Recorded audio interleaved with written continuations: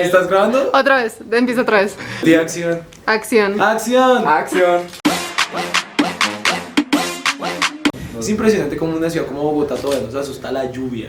No, es que hoy sí está lloviendo violento, hoy sí, que hay que decirlo, pero los nervios. Como tal, en este momento me defino como entertainment, me dedico a entretener gente. Eso Bien. es lo que hago. Entretengo gente en redes sociales, si no las estoy entreteniendo en la tarima, y si no las estoy entreteniendo así en face to face con alguien más en un café o lo que sea. ¿Gigolo? Gigoló. Gigolo. Gigoló. Gigolo. Es que no sé qué es gigolo. Si tú me dices gigolo, es lo que es un término de los jóvenes. Es Un gigolo. un gigoló de las risas. No, No, totalmente desatinado. Yo empecé como cuentero. Como cuentero. Yo empecé como cuentero. ¿En dónde empecé como cuentero? En la Universidad Nacional mientras estudiaba física. ¿Física? Sí, sí, sí. Por eso el físico cuenta es mi arroba en redes sociales. En todos lados. En todo lado. De hecho hay redes sociales donde solamente entro y aunque no la manipule, intento entrar y dejar el arroba por si en algún momento tengo que usar esa red social. Entonces en OnlyFans hay un arroba al físico cuenta y soy yo. Llegué a 2012, en 2012, uy, esto fue hace muchos años. En 2012, es que ayer cumplí 30, entonces esto está muy difícil. En 2012 llegué a Bogotá, yo soy de Boyacá, a estudiar en la Universidad Distrital, hice un semestre. Y ahí conocí el grupo de cuentería de la Universidad Distrital, se presentaban los jueves en la Macarena y me pareció muy chévere. Yo había visto pues la pelota de letras en DVD en su momento, entonces Sí. para mí era como, no, ¿qué es esto? Cuando pasé a la Universidad Nacional el semestre siguiente, dije, ay, yo quiero hacer esto. Entonces busqué el grupo de cuentería y cómo era la vuelta y empecé a formarme como cuentero mientras estudiaba. Y en 2014 tuve mi primera presentación como cuentero y en 2016 la primera como comediante. El inicio en redes sociales fue que pues desde que empecé a ser artista sin saber que lo estaba haciendo, pues estaba esta vuelta de tocar, ya había como una presión de tocar tener presencia en redes sociales. Lo primero era como tener más seguidores que mis amigos y de repente un día ya tenía 1000 seguidores, entonces la vuelta era pues ir creciendo poco a poco, ¿no? Entonces ahí como que estaba subiendo un contenido, pero la verdad no estaba muy seguro de qué subía, cómo se subía, para qué se subía, solo estaba subiendo. Y llegó pandemia. En pandemia entonces por ahí salió la película Encanto y yo particularmente la odié. Sí. O sea, la parte de la historia la odié, el resto de la película tenía cosas para rescatar. Hice un video hablando de las cosas que me gustaran y otro hablando de las cosas que no me gustaran. Por ahí mencioné que había gente diciendo que eso se parecía a 100 años de soledad. Y le dije a la gente, no, si quieren les hago un resumen para que vean que no se parece. Ahí me embalé porque la gente dijo sí y empecé a sacar un resumen de 100 años de soledad en 9 partes, que después todo lo junté en un resumen de 2 minutos y medio y fue mi primer video de 1 millón de vistas. Entonces ahí empecé a subir en redes sociales y de vez en cuando tenía videos que alcanzaban buenas reproducciones. Sí, pues se diría que sí, lo que pasa es que aquí las líneas entre stand-up y lo que no es stand-up pues son muy delicadas de manejar porque eso hace parte de toda una cuestión de las estructuras de la comedia y del humor. Pero empecé haciendo narración oral y sí hubo un momento en 2016 en que dije, me voy a un open mic e hice comedia. Que te puedo decir así, ay, si era stand-up comedy, no te estaría seguro, pero te puedo decir que intentaba hacer stand-up comedy y pues hacía reír, entonces digamos, había algo que parecía stand-up comedy. Entonces sí, en 2016 hice el salto, estuve ahí 2 años desde que empecé a hacer cuentería, yo sabía que quería hacer comedia. Entonces siempre estuve como diciendo, bueno, ¿cómo es la vuelta? Y mi director de la Nacional del grupo de narración es comediante. Y en esa época ya lo era, así que él fue el que me ayudó a hacer open mic y ahí pues di el primer salto.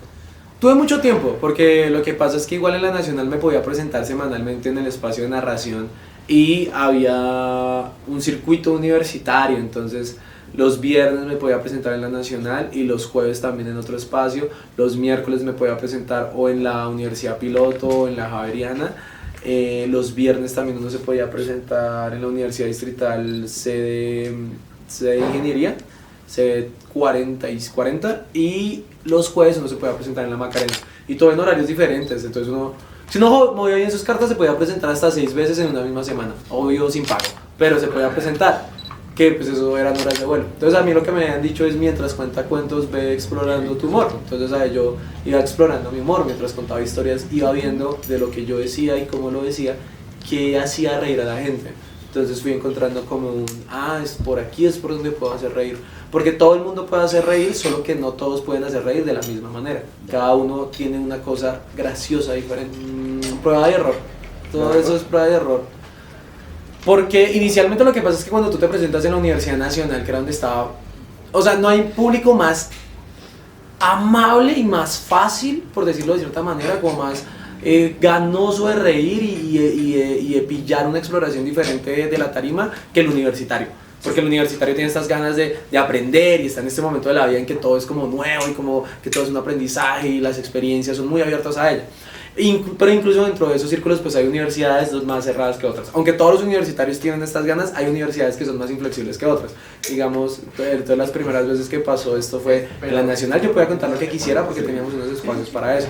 La primera vez que nos invitaron a la Universidad de La Sabana, la que se inundaba, eso es de curas.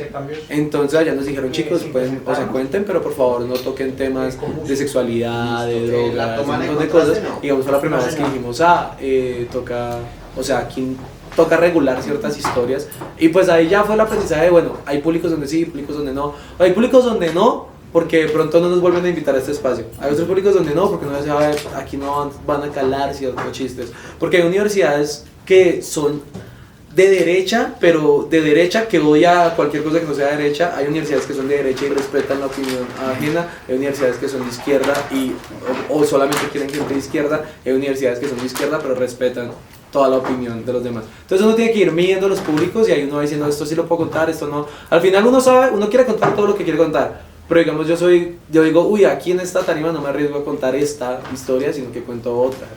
Pues pasa que hay historias que son muy buenas y hay lugares donde mueren. Sí. Entonces digamos en 2020, creo que en 2020 yo tenía un chiste que me había gustado mucho. Lo que pasa es que en 2020 fue el año en que dos actrices porno le ofrecieron un trío al entonces senador Gustavo Petro. Sí. Y yo hice una rutina al respecto porque me parecía hilarante, como así que dos actrices porno le ofrecieron un trío a un senador, como estamos haciendo rutinas de eso. Entonces hice una rutina y la probé aquí en la 85 y le fue muy bien. Luego la hice, pero yo dije, pero es el norte, de pronto fue una ocasión, la probé en el sur, le fue muy bien. La probé en Ibagué, le fue muy bien. Le probé en Cali, le fue espectacular. Fue la primera rutina que presenté que otro comediante me dijo, ¿qué fue esa rutina, bro? Y la presenté en Medellín. Medellín le fue como el culo. Le fue muy bien. La rutina no habla acerca de si voten o no por Gustavo Petro, que chima Gustavo Petro, no, me burlo de que le ofrecieron un trío. Es más, incluso digo que es mal polvo. Pero digamos, ahí aprendí que hay gente que a veces simplemente no quiere escuchar ciertos temas. O sea, digamos en Medellín, si tú dices Gustavo Petro, no quieres escuchar más. No importa si me vas a hablar bien, no importa si me vas a hablar mal, no quiero escuchar más. No me hables de eso. Esa rutina ya falleció. Entonces, digamos, esa rutina sé que es buena, pero hay lugares donde no se pueden presentar.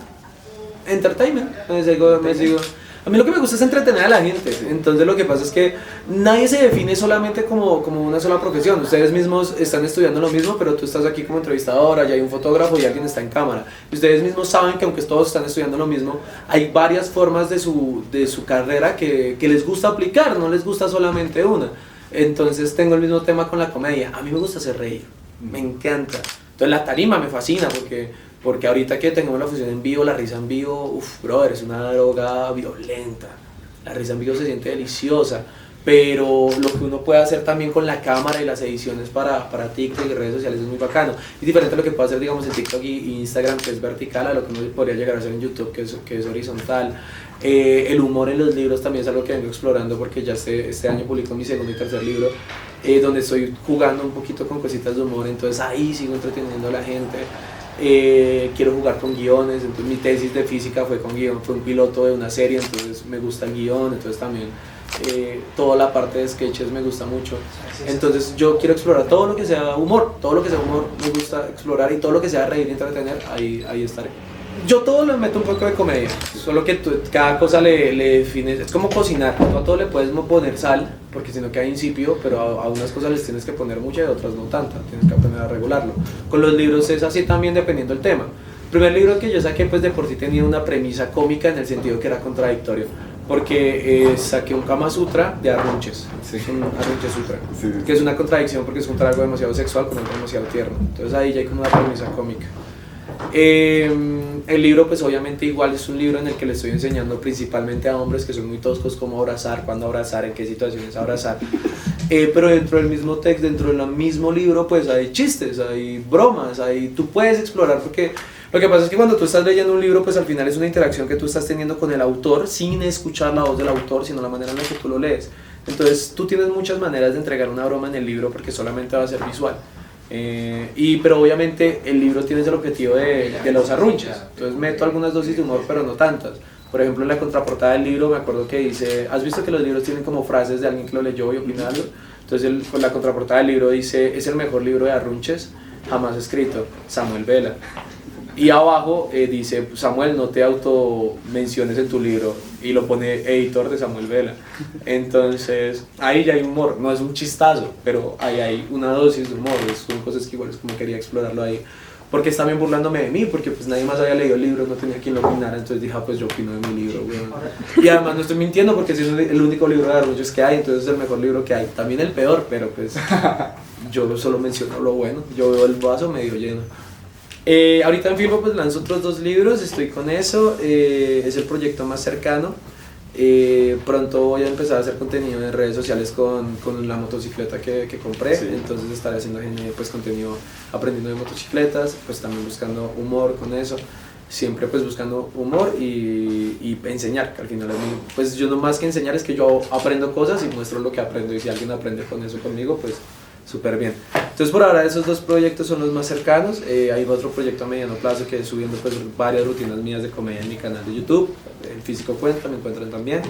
Y tengo un canal de lecturas, ese sí pues no tiene tantas dosis de humor, pero pues ahí leo libros en vivo para la gente que no tenga tiempo de leer o no le guste leer, pero de pronto sí tenga tiempo de escuchar a un pendejo leyendo. Entonces le estoy metiendo como el upgrade a ese canal, estoy hablando con una productora para sacarlo ya un poco de versión tipo podcast, a ver cómo nos va y si tenemos más alcance con ese proyecto. Samuel Vela. Bye, veinteañeros. Los odio mucho.